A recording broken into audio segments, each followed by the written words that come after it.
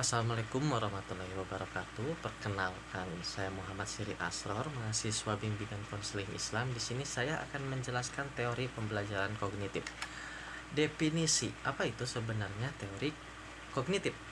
Pendekatan kognitif adalah perspektif dalam psikologi pembelajaran yang menekankan peran proses mental secara berpikir, memori, pemecahan masalah, dan metakognisi dalam pembelajaran. Jadi teori kognitif itu tuh menekankan sebuah pembelajaran proses tentang bagaimana berpikir, bagaimana mengingat, memori, sama memecahkan sebuah masalah.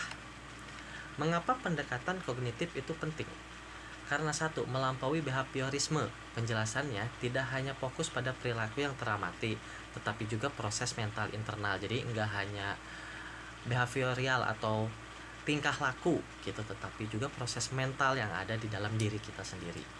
Menjelaskan pembelajaran kompleks, pemahaman konsep, pemecahan masalah, dan kreativitas gitu. Jadi dengan teori ini kita berharap orang yang kita ajari itu memahami apa itu konsep, bisa menyelesaikan sebuah masalah, dan mempunyai kreativitas lebih baik. Relevan dengan dunia nyata, siswa tidak hanya merespon stimulus tetapi memproses informasi. Jadi tidak hanya merespon apa yang didapat, tapi bisa memproses apa yang didapat. Otak manusia itu diibaratkan sebagai komputer. Jadi informasi yang didapatkan oleh otak kita itu bisa dipilih-pilih mana yang penting, mana yang enggak.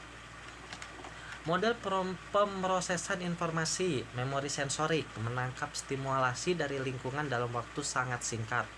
Misal detik, jam, kayak sekarang jam berapa, dilihat dapat jam sekian. Yaitu memori sensorik. Memori kerja adalah tempat kita berpikir dan mengolah informasi saat ini.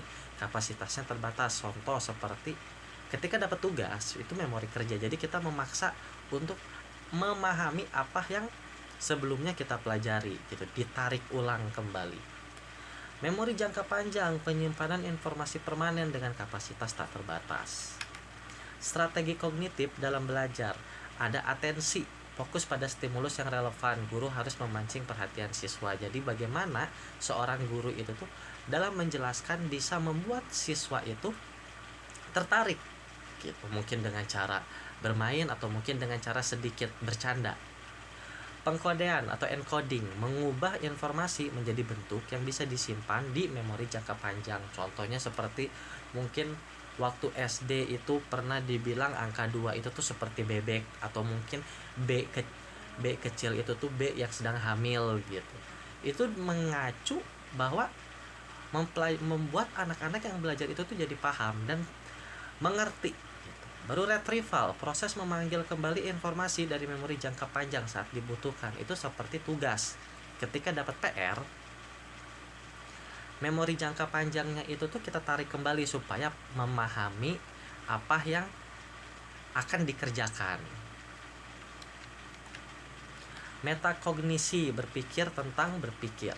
Definisinya, kesadaran siswa terhadap proses berpikir mereka sendiri gitu. Komponen pengetahuan metakognitif, tahu strategi mana yang cocok untuk tugas tertentu. Contohnya ketika mengerjakan soal fisika menggunakan rumus apa gitu. Terus seorang guru juga harus tahu strategi mana nih yang cocok untuk orang yang lambat belajar gitu, atau mungkin yang terlambat dalam membaca.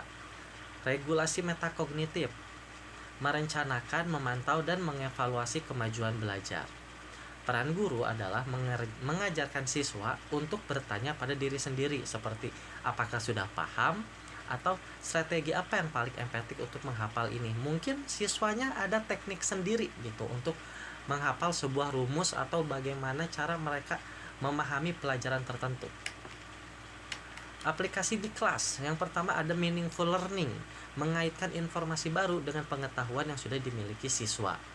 Contoh, ketika ada informasi tentang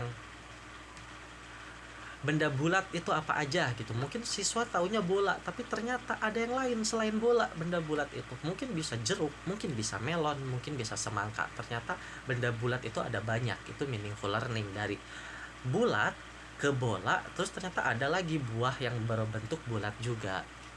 chunking, memecah informasi besar menjadi bagian-bagian kecil agar tidak membebani working memory. Organizer, membuat peta konsep. Itu organizer, jadi membuat peta konsep ketika seperti apa yang dipelajari itu nanti dibuat bercabang-cabang-cabang. Study teknik, mulai dari visualization, baru outline method, habis itu tuh boxing method. Visualization itu adalah memvisualisasikan gitu. Contoh kayak tadi tuh 2 itu bebek gitu atau angsa gitu. B kecil itu tuh B yang sedang hamil, itu B kecil gitu. B kapital itu tuh kacamata, itu sebuah visualisasi. Konstruktivisme kognitif adalah inti konsep pengetahuan atau tidak sekadar ditransfer oleh guru tetapi dibangun oleh siswa. Jadi pengetahuan itu tuh tidak sekedar diberi, tapi siswa itu tuh harus memahami gitu, dibangun oleh siswa, kayak mereka mempelajarinya lagi untuk memperdalam ilmu tersebut. Kesimpulannya adalah teori kognitif menekankan bahwa guru harus menjadi pengelola informasi yang membantu siswa memproses data secara efektif. Baru belajar bukan sekedar menghafal, tapi memahami struktur dan makna. Selanjutnya, strategi seperti scaffolding, chunking, dan pengembangan metakognisi adalah kunci keberhasilan siswa dalam mencapai pemahaman mendalam. Sekian penjelasan dari saya, terima kasih.